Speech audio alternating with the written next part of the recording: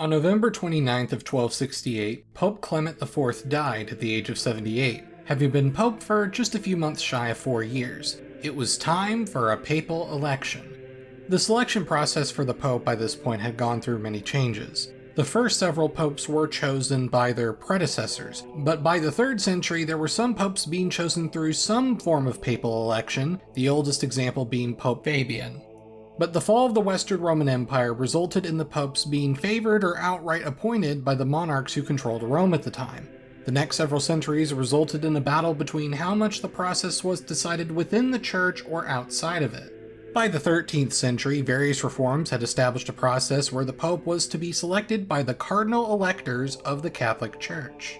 At the time of Pope Clement IV's death, there were 20 cardinal electors. There would be one vote held each day inside the Duomo di Viterbo in Rome. Despite the simple process, this papal election would be anything but simple. The 1254 papal election took only 2 days. The 1261 papal election took 96 days. The 1264 papal election took 116 days. This 1268 papal election would take 1,006 days. That's just 3 months shy of 3 whole years. Factions will fight, cardinals will quit and die, and the papacy would never quite be the same.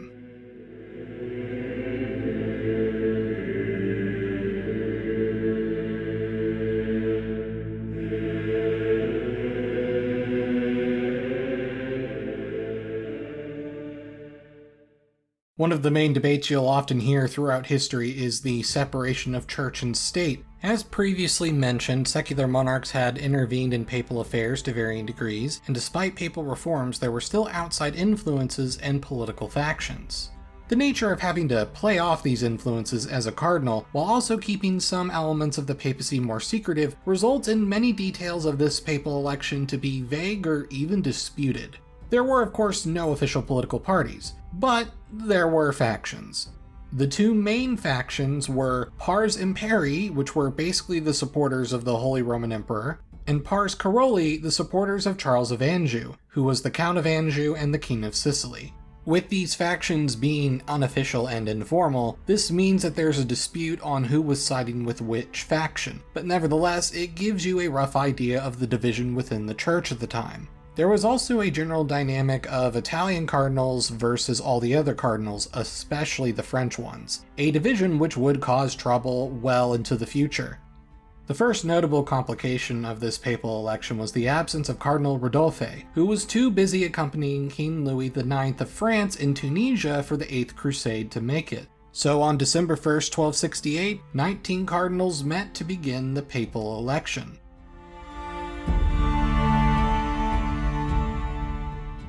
The first 2 months were deadlocked with no leading candidate. According to some accounts, the future St. Philip Benitius and St. Bonaventure were both visiting Rome to tell the cardinals to get a grip already, then allegedly proposed as candidates and nearly getting elected, but not quite making it. But these accounts are heavily disputed. The continuing deadlock ended up resulting in changing the routine of 1 vote a day to more intermittent voting, with cardinals meeting up less and less often. After 10 whole months of deadlock, Cardinal Giordano Pieronti died on October 1st, 1269. With this election already being longer than the 2 previous elections, there was more pressure to speed up the process. Sometime in the last few months of 1269 after Cardinal Pieronti's death, the cardinals agreed to sequester themselves inside the Palace of the Popes in Viterbo. No one was leaving until they picked a pope. The unofficial First Conclave had begun.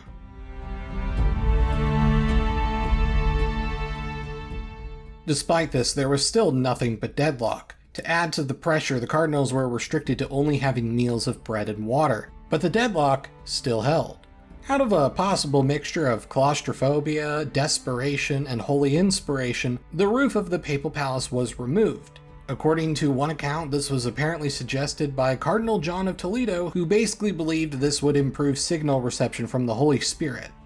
Amazingly, the deadlock still held, but old people in medieval times being exposed to the elements would not be a good thing. As a result, Cardinal Henry of Segusio asked to leave the conclave on health grounds. They did ultimately let him leave in exchange for him giving up his right to vote in the election. Henry left on June 8, 1270. A month later, on July 9th, Cardinal Stephen Bonsha, the first Hungarian cardinal, died shortly after becoming feverishly ill. The number of voting cardinals was now down to 16. Cardinal Rodolphe, the absent cardinal overseas in Tunisia, would die on August 11th.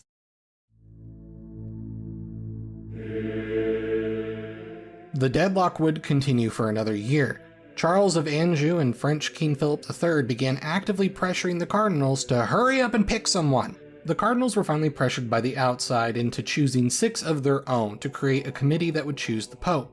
I couldn't really find anything on how they chose the 6 out of the remaining 16, and it appears that a lot of the pro-French candidates were basically shafted from joining this council in the first place. But despite all of that, the pressure of these outside forces and internal factions eventually resulted in the selection of a compromise candidate, Teobaldo Visconti. That's right, they picked someone who was not only not an elector, but someone who wasn't even a cardinal, or even a bishop. Visconti was the Archdeacon of Liege. While he was Italian, he was also in the camp of Charles of Anjou. With the cardinals satisfied, his selection was ratified on September 1st, 1271, finally ending the longest papal election in history. Visconti was actually in Acre in the Middle East during the Ninth Crusade, meaning it took a while for the news to reach him. He was shocked, to say the least, but nevertheless he left the Middle East and arrived back in Italy on January of 1272. After another whole month of travel across the Italian countryside, because it's medieval times and travel takes forever, he finally reached the rest of the cardinals and ultimately accepted the position of Pope.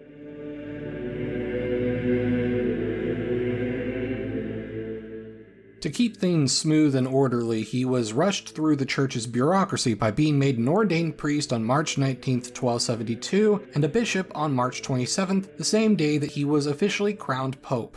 Visconti decided to take the papal name of Gregory X. The length of this papal election and the toll it took on the cardinals involved eventually resulted in Pope Gregory's papal bull Ubi Periculum, basically establishing the papal conclave. By codifying the isolated sequestering for papal elections, the hope was that there would never be a multi-year papal election ever again. While there would be several multi-month conclaves in the future, at the very least none of them would last as long as this one did.